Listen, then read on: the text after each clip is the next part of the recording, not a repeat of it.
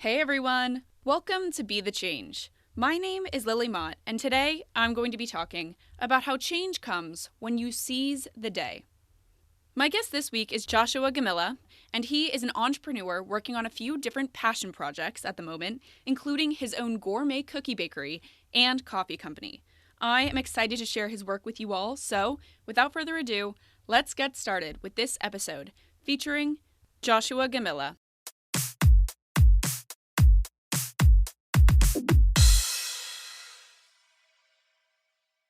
So my name is Josh Gamilla. I'm 20 years old. I actually live in Ontario, Canada. A little bit about myself is that I am, I guess you would say, a young entrepreneur. It kind of started back in, I would say, like 2016 after not 2016, sorry, more so 2019, my apologies.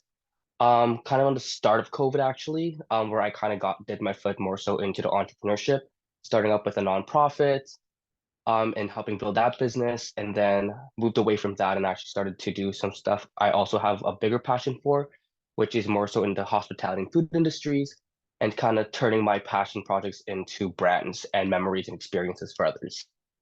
That is a great introduction, and I would love to know more about these companies that you're working to develop now. Can you tell me a little bit more about each of these different companies you're working on and kind of how they came about? I'd love to know more about the stories of each of them. Yeah, for sure. So I would say a lot of my, I guess, companies, or I like to call them passion projects because the whole idea of them is not for them to make money for myself. It all started with something I just have a passion for, and then turn into something I want to do. So I guess we could start off with our Sugar and Crumb Sweet House. So that is a business that I started. It started more so of not doing just a full like baked goods. It actually started with doing food. It was actually a different name. But it used to be food and stuff. And this is when I was starting to get into school for culinary management. And then I really found a passion more so for the baking aspect. And I really want to turn that into something that I would want to do more so in my future. So after doing extensive research and developing recipes, Sugar and Crumb Sweet House has now just become a sweet shop that sells a lot of gourmet cookies. And a lot of the flavors are inspired from around the world flavors and childhood favorite snacks that kind of hits our clients and consumers with a wave of nostalgia. So I would like to say a lot of our brands are based off emotions. So for sure, when it comes to Sugar and Crumb Sweet House, it is based off nostalgia. So like our flavors, like our Cinnamon Toast Crunch cookies, which is inspired by my favorite cereal of all times, the Cinnamon Toast Crunch. Being a Filipino, I got some flavors from my culture, which is like ube, which is that purple yam that gets cooked down. Turning that into a cookie was a fun time. Like a lot of the cookies are inspired from a lot of childhood favorite snacks and a lot of flavors that being in Canada, we are a very multicultural area where I like to kind of share a lot of the different cultures, cuisines, and flavor profiles. I love that idea of bringing different cultures into your cookies and creating a nostalgic experience for people. I also really like that label of passion project rather than company because you're doing this work out of passion rather than making money. So, thank you for explaining that. So, tell me more about what you're hoping to do with these passion projects in the future. Are you planning on developing them further? Yeah, so one of them is that with Sugar and Crumbs, the idea is to open up a storefront, a maybe a little bakery and cafe, something like that where we can really be more involved in the community. I am very much on trying to get involved in the community as much as I can. So we really want to stay within the community. So I live in Pickering. I would love to stay within the Pickering area and build like a small little shop for people to come in, be very personal with the guests. Another thing that we want to do is that another emotion for us is happiness. So we are about our dopamine levels. So we've created a brand called Dopamine Coffee Company, which is basically a coffee company that roasts all our beans in Pickering. Just because caffeine helps with bringing up your dopamine levels. So we call it dopamine coffee, just because again, a lot of the emotions that we feel is happiness. Something we want to spread joy is positivity and happiness and really help people raise those dopamine levels in them. So we kind of started that as well as a second passion project. So it is really right now, this is the year with me and my team trying to develop the brands and get our brand name out there. So we are able to like be more involved in the community. That's exciting, and thank you for sharing that. So, a little bit of a cliche question next for you, but do you have any words of wisdom or quotes that have really stuck with you and motivated you throughout this process to develop your projects? Does anything like that come to mind for you?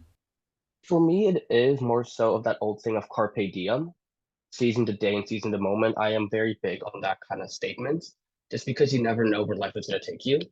And again, the reason I call these passion projects because it's not built for me to make money or for me to be so successful in the future. It is something that I just love to do. And in Carpe Diem, we seize the moment, and I'm seizing the moment by doing what I love. I think that's great advice, and it's a great motivator to keep in mind. So, as far as your passion projects, it's clear to me that you've put so much love and time and effort into developing them over the years. Can you give me an idea of how the scope of your projects has changed since you first got started to where you're at with these projects now? How many people have been able to eat your cookies and enjoy your products? Yeah, for sure. So it does take a substantial amount of work. It is, again, the reason it is something I really want to do because it is a passion project for me. It's something that I love to do. Obviously, it does take a majority of my time, and when I'm not working on my full-time job, this is something I'm working on at all times. So it really started in 2020 of COVID when I was going to culinary school. It was all home-based, and I was just kind of making food outside of my house, just to sell for extra money, just because we were laid off because of work. And I used to do stuff like donuts and cookies, and I did some hot food as well. And had a lot of orders when it came to the cookies and desserts area. So I decided to specialize in that. So in like 2021, it was more so for friends and family. And then my name kind of just got out there. I started promoting it like where I worked at I worked in a restaurant at the time. I still work in restaurants, but the restaurant I worked at, they let me kind of promote it to the people I would serve. So, which was really nice of them. So I really appreciate all the support they gave me in that sense. But it is really just kind of building that community and really networking and reaching out to people that really helps you to begin with. So being in the restaurant industry, it was very lucky for me that I knew people who were able to kind of give me advice on when it comes to like stuff like food costs, go into culinary management, and gave me the insights I needed to start a business. So it was really so much on that. Again, it is a lot of learning and a lot of research. So stuff like what to do when you're baking from home, how do you get food safe, how are you going to reach out? A lot of it is building an online presence as well as a home-based shop and online shop. It is really trying to get that name out there online. So I use Instagram a lot. And I even have my own marketing manager who helps me with developing some pictures now. So I just recently hired her and she'll be helping me with a lot of the pictures. But if you are like for people who want to do this on their own, I do recommend that we just take it slow, build a connection, know what you want your brand to be, know the story of a brand and kind of just network and connect with people. I do believe that a lot of successful businesses become successful because they connect with the community, they connect with their customers. They don't just see them as customers, but they do see them as, people who support them and support the projects. I think that's great advice. And now I'm going to ask you to share a little bit more advice. But lots of young people want to create change, but they may not know how to get started with that work. Do you have any advice for those people who may be listening? Yeah, so I would say my first ever passion project was definitely my non-for-profit. It was called the Tree of Justice. What we did was we helped inspire youth leaders in our community and help develop them as leaders in their community. So we did different, I guess you would say, initiatives. So we did like during COVID, we reached out to over 500 Ontario people in Ontario and gave them care packages, did stuff for the homeless. We did stuff for period poverty. And what really helped me with that certain project was definitely the guidance and asking for help.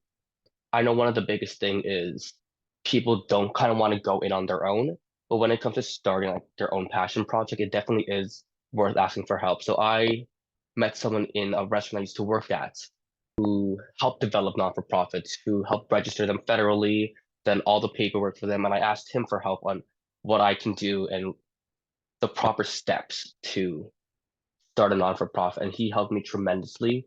He helped me get registered. he kind of taught me what I needed to know going forward. So a lot of the stuff that I learned from him, I kind of brought with me when I started and Crumb Sweet House, when I started Dopamine Coffee. So like a lot of the stuff that I learned previously was from a teacher, from someone who guided me with it.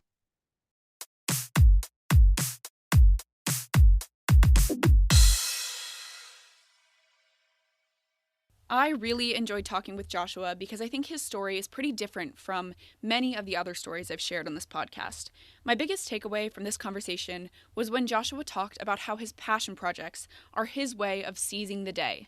Joshua is making the most out of each day by cooking, baking, and developing his projects because those are the activities that he is passionate about and that bring him joy.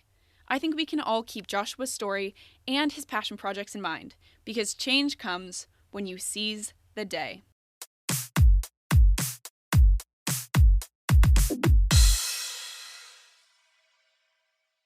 Thank you so much for listening to this episode, and you can find Joshua on Instagram at Joshua_Gamilla to get connected with him. If you want to talk about anything I mentioned, please reach out to me by email at lily@bethechangepodcast.org or on Instagram at bethechangepodcast.